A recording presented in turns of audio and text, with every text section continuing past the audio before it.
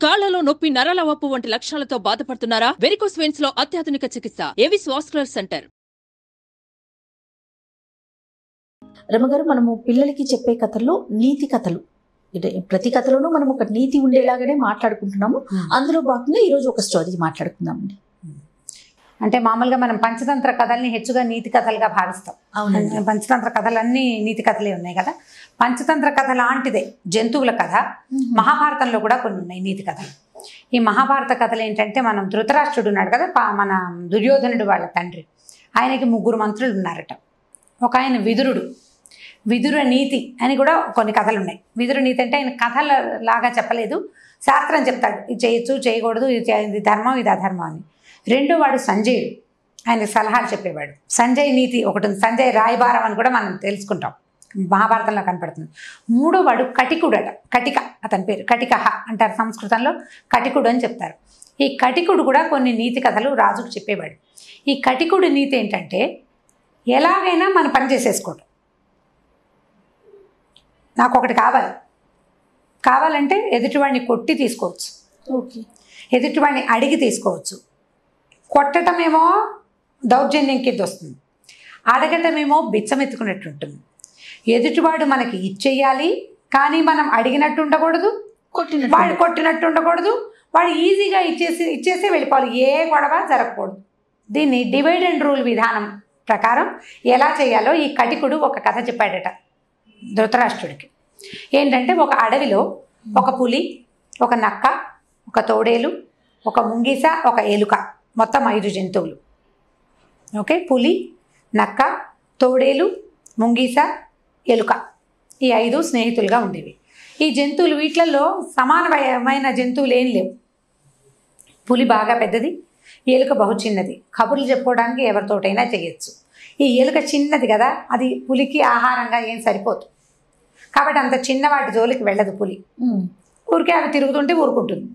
అక్కడి నుంచి నక్క, తోడేలు పెద్దగా మాంసం ఏమి ఉండదు వాటి దగ్గర, వాటి శరీరంలో. నక్కలు బక్కగా ఉంటాయి, తోడేలు కొంచెం పర్వాలేదు, కానీ ఇలా అంటే మీదపడి పళ్ళు చూపించి పీకగలిగే వాటి జోలికి పులులు వెళ్ళవు. ముంగీస కూడా చిన్న జంతువు. ఇలా ఈ 5టికి అంటే పెద్దగా జాతి వైరం లేని జంతువులు అనమాట ఈ 5. ఇవి బాగా ఫ్రెండ్లీగా ఉండేవి. అయితే ఆ అడవిలోనట ఒక లేడీ చాలా అందంగా ఉండేదట, మంచి బలంగా ఉండేది. అది మామూలుగానే లేడీలు చాలా స్పీడ్గా ఉంటాయి, ఈ పర్టికులర్ లేడీ స్పీడ్, చాలా ఫాస్ట్గా ఉంటుంది. అది ఎవరికి దొరకకుండా బాగా చక్కగా తిని చిన్నగా చెంచకమని ఎగిరేది, బాగా గడ్డి తిని నొన్నగా బలంగా ఉందట. ఉండేసరికల్లా ఈ నక్క చెప్పింది, ఈ మిగిలిన 4గురికి ఇది ఎంత బలంగా ఉంది లేడీ, చంపేశామంటే దీన్ని 5గురికి ఆహారం సరిపోతుంది, మన 5గురికి సరిపోతుంది, ఎంత బ్రహ్మాండంగా ఉందో అనేసరికల్లా ట్రై చేశారు పట్టుకోవటానికి. పులి వల్ల కూడా కాలేదు, ఎవరి వల్ల కాదు. సరే, వీళ్ళు ఏమనుకున్నారు, ఈ నక్క ఏం చెప్పిందంటే, ఈ ఈజీ మెథడ్ చేద్దాము, ఎప్పుడు ఈ పగలల్లా తెగ తిరుగుతుందా లేడీ, సాయంకాలం చీకటి పడ్డాక ఎక్కడో చోట పడుకుంటుంది.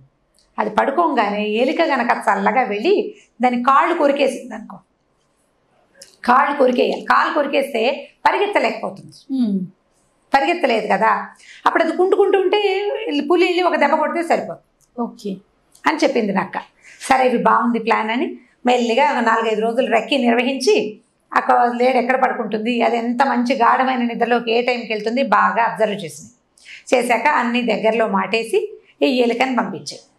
ఎలుక ఏం చేసింది, లేడీ పాపం బాగా పగలల్లా పరిగెత్తి ఉంటాయి, బాగా తినేసింది పీకల దాకా, విశాలంగా కాళ్ళు బాగా తప్పుని ఒళ్ళు తెలియకుండా నిద్రపోతాం. ఇది వెళ్ళి ఎలుకకి పళ్ళు పదునుగా ఉంటాయి, బాగా కొరికేసింది దాని కాలు. కొరికేసరికల్లా అది విదిలించుకుంది, కానీ ఈ ఎలుక పట్టి నుంచి విదిలించుకోలేకపోయింది. 1 నిమిషం అయ్యాక ఈ నెత్తురు గారిపోవటం మొదలుపెట్టింది, అది నడవలేకపోయింది, పరిగెత్తలేకపోయింది ఆ కాలు కొరికేసేసరికి. ఈ లోపల పులి కాస్త లంఘించి దాని మీదకి టపటపా 2 దెబ్బలు వేసేసింది. లేడి కాస్త పడి చచ్చిపోయేసరికల్లా ఇవన్నీ చేరినాయి తినడానికి. లేడీ నక్క ఏమందంటే, ఎవర్రా చీకటి పడింది, పొద్దునుంచి తిరుగుతున్నాం, స్నానాలు చేసి వచ్చి తిందాం అని చెప్పింది. అందరూ స్నానానికి అంటే ఇప్పుడు అందరూ ఒక చోటకే వెళ్ళాల, ఎవరి ప్లేస్కి వాళ్ళు వెళ్తారు. అంటే ఎవరి గుంపు, అంటే ఈ పులుల గుంపు ఒక చోట, ఈ నక్కల గుంపు ఒక చోట అట్లా దిగుతాయి నదుల్లో. అలా ఎవరి ప్లేసులకి వాళ్ళు వెళ్ళిపోయారు. ఈ నక్క మాత్రం దొంగ మొహం, ఇది ప్లాన్ అంతా నక్కది కదా, అది వెళ్ళాల. ఈ మిగిలిన 4 వెళ్ళినాయి కదా, ఈ వెళ్ళిన వాటిలో పులి మాత్రం స్పీడ్గా వచ్చేసింది తినేయాలి. వచ్చేసేసరికల్లా నక్క చెప్పింది, అయ్యో నువ్వు వచ్చావా, నేను కూడా వచ్చాను, ఇప్పుడే ఎలుకొచ్చింది, అది ఎంత మాట అందో తెలుసా అని ఏడ్చింది. ఏడ్చేసరికల్లా పులి తెలిపోయింది, ఏమిటి ఎలుక నన్ను మాట అంటుందా, నువ్వు ఏడుస్తున్నావా, అంత మాట ఏమంది అని అడిగితే, ఈ పులి చూడు పోరాట పటిమ లేదు పులికి, పులులు ఏం చేయాలి, పరిగెత్తి ఒక జంతువుని వేటాడి తినాలి, వేటాడి తినకుండా ఇలాగా నేను కాళ్ళు కొరికిన తర్వాత దొరికిపోయిన లేడిని చంపి చచ్చిన లేడిని తినడానికి సిగ్గు లేకుండా వస్తుంది చూడు ఈ పులి. మనతో పాటు తినచ్చా, మనమైతే చచ్చిన వాటిని తింటాం, పులి తింటుందా, బతికున్న దాన్ని పిక్కు తినాలి, పులికి శౌర్యం ఉంటాయి. ఈ పులికి ఏమీ శౌర్యం లేదు, ఇదేమిటో ఇలా శౌర్యం లేని వెధవ పులితోటి మనం ఫ్రెండ్షిప్ చేస్తున్నామని ఎలుక అన్నదని నిన్ను ఇంత మాట అందని నక్క ఏడ్చింది. ఏడవం కానీ పులికి చిరాకు వచ్చింది. ఏమిటది, నేను పోరాడలేక ఏదో మీరు అందరితో కలిసిందో నాతో పాటు మీరు తింటారని నేను మొదలుపెట్టాను, నాకేం అక్కర్లేదు, నా వేట నేనే వేటాడుతున్నాను, తినండి జావడం నాకెందుకు అని కాస్త పులి వెళ్ళిపోయి అయిందా. అక్కడి నుంచి మెల్లిగా ఎలుకొచ్చింది. ఎలుక రాగానే నక్క చెప్పింది, పులికి భలే కోపం వచ్చింది నీ మీద, ముందు నిన్ను తిన్నాకే లేడిని తింటుందిట. ఎందుకంటే నువ్వు దీన్ని లేడి కాలు కొరికావు కదా, అప్పుడు కండ ఊడొచ్చేసింది, నువ్వు ముందు టేస్ట్ చేసావు ఆ కండని, అందుకని నీ మీద కోపం వచ్చింది, నేను ముందు చంపేస్తుంది.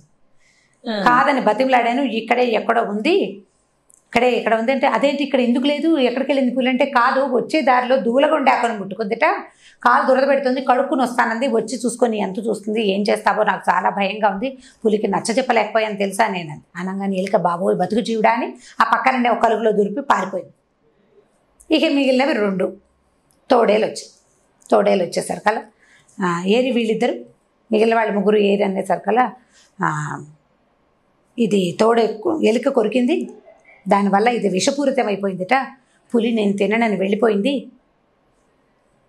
అని చెప్పేసరికల్లా తోడేలంది, అదేమిటి విషం అయితే కనుక ఎలుక పళ్ళల్లో విషం ఉంటుంది పాయింట్, అది కొరికింది, బాగా పన్ను దిగింది, కనపడుతుంది, ముక్క ఊడొచ్చింది, తెలుస్తుంది, తిన్నదో లేదో అది, అమ్మో విషపూరితమై పులి కనుక వెళ్ళిపోయిందంటే దానికి తెలుసు మాంసాలు, దాని ప్రత్యేకత, మాంసాహారం తినటంలో ఉన్న గొప్పతనం అదంతా పులికి తెలుసు. ఇప్పుడు పులి ఆ మాట చెప్పిందంటే ఖచ్చితంగా ఇది విషపూరితమే, దీన్ని తింటే మనం కూడా పోతామేమో, ఎందుకు వచ్చింది, నేను వెళ్ళిపోతున్నాను, మా అన్నయ్య మా నాన్న నన్ను పిలుస్తున్నారు పొద్దున్నుంచి, ఏదో మాకు పెద్ద వేట దొరికిందా, ఈ వెధవలేడిని తినకపోతే పీడబోయి నాకు అక్కర్లేదని తోడేలు వెళ్ళిపోయి. ఇప్పుడు లాస్ట్కి ముంగీసి వచ్చింది, ఎంత తేలిగ్గా చేస్తుందో చూడండి. ఈ ముంగీస రాగానే అడిగింది మిగిలిన వాళ్ళంతా ఏరంటే, మిగిలిన వాళ్ళకి ఏం చెప్పను నేను వాళ్ళ సంగతి, పూలు ఒక మాట చెప్పింది, ఎలుక ఒక మాట చెప్పింది, తోడేలు ఒక మాట చెప్పింది, ఇప్పుడు నువ్వు ఇక్కడికి రాగానే నీ మీద ఎలుక పడుతుందిట, తర్వాత పులి పడుతుందిట, నిన్ను తినేస్తే వాటాలు తగ్గిపోతాయని తోడేలు పులి ఎలుక కలిసి ప్లాన్ చేసుకుంటున్నాయి. అవి పక్కకెళ్ళి నేను ఇక్కడ నుంచున్నాను నీకు చెప్పడం కోసం, నీ ఇష్టం, నువ్వేం చేస్తావో, వాళ్ళకి ఏం నచ్చ చెప్పుకుంటావో, నేనైతే చెప్పలేను, ఎందుకంటే వాళ్ళ 3 నిన్ను చంపారనుకో, లేడితో పాటు నీ మాంసం కూడా ఇంతే అనుకో, నువ్వు ఎంతో ఉండవు, ముంగీసి ఎంత ఉంటుంది, ఎంతో ఆ కాస్త మాంసమైనా నాకు కూడా వాటా వస్తుంది కదా, కానీ నువ్వు నా ఫ్రెండ్ కదా అని జాలి పడ్డాను అనగానే ముంగీస ఎందుకు వచ్చింది, నా గుంపుతో నేను ఉండకుండా ఇలా నా గుంపుకి చెందని ఈ జాతి వాటితోటి నేను ఎందుకు ఫ్రెండ్షిప్ చేయాలి, నా తెలివి తక్కువతనం కాకపోతే ఇంకెప్పుడు క్రూర మృగాలతో ఫ్రెండ్షిప్ చేయకూడదు, ఈ చిన్న వాటితో ఫ్రెండ్షిప్ చేయకూడదు, పులి క్రూరమైనదే, తోడేలు క్రూరమైనదే, నీకేమీ శక్తి లేదు కాబట్టి నువ్వు ఈ మాట చెప్తున్నావు, అవైతే నా మీదకి దూకి నన్ను చంపేసేవి అని అనుకుని ముంగేసి కాస్త వెళ్ళిపోయింది. ఈ నక్క చక్కగా ఆ లేడిని ఒక పొదచాటుకి లాక్కెళ్ళి వారం రోజుల పాటు సుష్టుగా భోజనం చేసింది. దీనికి తన జాతి వాళ్ళ స్నేహం ఎలాగూ ఉంది, దాని గుంపులో దాన్ని రాణిస్తాయి, ఇది మంచి అయినా చెడ్డైనా గుంపు నుంచి సెపరేషన్ ఎప్పుడు ఉండదు. కొత్తగా అయిన ఈ ఫ్రెండ్షిప్ వల్ల దానికి బ్రహ్మాండమైన లేడి దొరికింది, వారం 10 రోజుల పాటు ఏ వేటాడకుండా ఆహారం దొరికింది, హాయిమని తినేసింది. ఇప్పుడు ఈ 5 రోజులు ఈ వారం రోజుల తర్వాత దీనికి ఫ్రెండ్షిప్ కావాలా వదంటే అది వేరే సంగతి, ఇప్పుడు నా పని అయిపోవాలి కదా, ఇప్పుడు నా పని అయిపోవటమే ముఖ్యం. డివైడ్ అండ్ రూల్ని ప్లాన్ చేసింది. వీళ్ళు 4 పక్కలకి పంపించింది. వాళ్ళందరూ స్నానం చేసి రావడానికి పట్టే టైంని క్యాలిక్యులేట్ చేసి వాళ్ళకి విరోధం ఒకళ్ళకి తెలియకుండా ఒకళ్ళకి, ఇప్పుడు రేపు పూలి కనపడితే ఎలుకని అడగదు, ఎలుక ఇంకో దాన్ని అడగదు, ముంగీస తోడలు ఎవరిని ఏది అడగరు, విషయం బయటికి రాదు. దీనికి మాత్రం ఆహారం దొరికిపోయింది. దీన్ని కటిక నీతి అంటారట. కటికుడు చెప్పిన నీతి, డివైడ్ అండ్ రూల్ చెయ్యి, వాళ్ళల్లో వాళ్ళకి గొడవలు తెప్పించు. వాళ్ళల్లో వాళ్ళ గొడవలు మళ్ళీ ప్రత్యక్షంగా తెప్పించావా నువ్వే కారణం అని తెలిసిపోతుంది. పరోక్షంగా తెప్పించాలి. పరోక్షంగా తెప్పించాలి. వాళ్ళని మాట్లాడుకునే అవకాశం లేకుండా చేసి నీ పని చేసుకోవాలి. ఇవన్నీ రకరకాల ప్లానింగ్లు. దీన్ని బేస్ చేసుకుని మహాభారతంలో చాలా యుద్ధాలు, చాలా కథలు నడుస్తూ ఉంటాయి. ఈ కటిక నీతిని దుర్యోధనుడు ఫాలో అయ్యేవాడట. కొంత భాగాన్ని, మొత్తాన్ని కాదు, కొంత భాగాన్ని తను ఫాలో అయ్యేవాడు, తీసుకునేవాడు ఆ కటిక సలహా కూడా. ఎక్కడ డివైడ్ అండ్ రూల్ చేయొచ్చో అక్కడ చాలా ప్రయత్నం చేశాడు డివైడ్ అండ్ రూల్ చేయడానికి. కుదిరిన చోట కుదిరింది, కుదరని చోట కుదరలేదు. కుదిరిందా మన పని అయిపోతుంది. ఇట్లాంటి కథలు కనుక ఈ నక్క ఇలా చేసింది. ఇప్పుడు మీరు డివైడ్ అండ్ రూల్ అప్లై చేయండి అని పిల్లలకి డైరెక్ట్గా చెప్పకూడదు. ఇలా జరిగింది అని చెప్తే కాలక్రమాన ఎప్పుడైనా వాళ్ళకి అవసరమైనప్పుడు వాళ్ళు దీన్ని అప్లై చేస్తారు. అప్పుడప్పుడు జీవితంలో ఇవి అవసరపడతాయి. ఇందులో కొంత దుర్మార్గం దాగి ఉన్నప్పటికీ ఇవి ఏవి ఒక జాతివి కాదు. తన జాతి వాడిని మోసం చేస్తే దుర్మార్గం. పరాయి వాడిని ఎవడో వాడిని మోసం చేస్తే పెద్ద మన అవసరానికి. ఇది ఆహారం కోసం చేసింది నక్క కదా. తెలివి ఇలా నక్క తెలివిగా చేయటాలు అవి మన పంచతంత్ర కథల్లో బోల్డన్ని కనిపిస్తాయి. తెలివిగా ఎలా చేసింది, నక్క ఆహారాన్ని ఎలా సంపాదించుకుంది అని. తెలివిగా ఉండటం నేర్చుకోవచ్చు.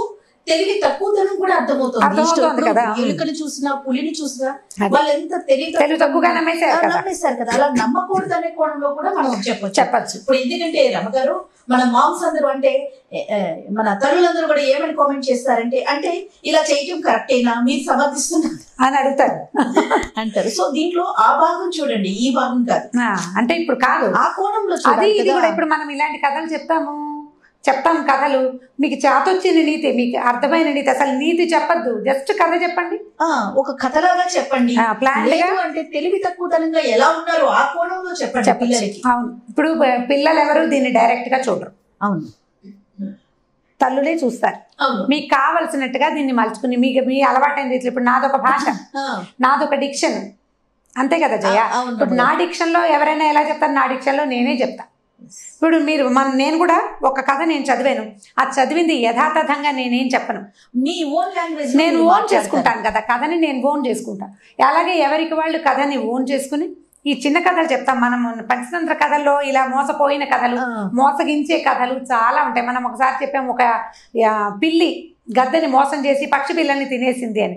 అందులో చెడుంది నేను చెప్పను అంటే మనం చెప్పగలిగేది ఏమీ లేదు. కథలు చెప్పలేం కదా పిల్లలకి, కథలు చెప్పలేకపోతాం.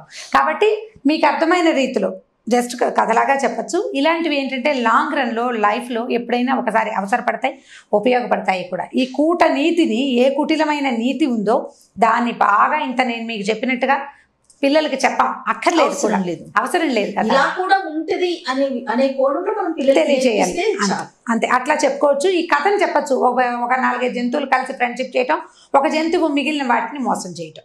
సుమన్ టీవీలో మీ పర్సనల్ అండ్ బిజినెస్ ప్రమోషన్స్ కోసం కింది నెంబర్కి కాంటాక్ట్ చేయండి.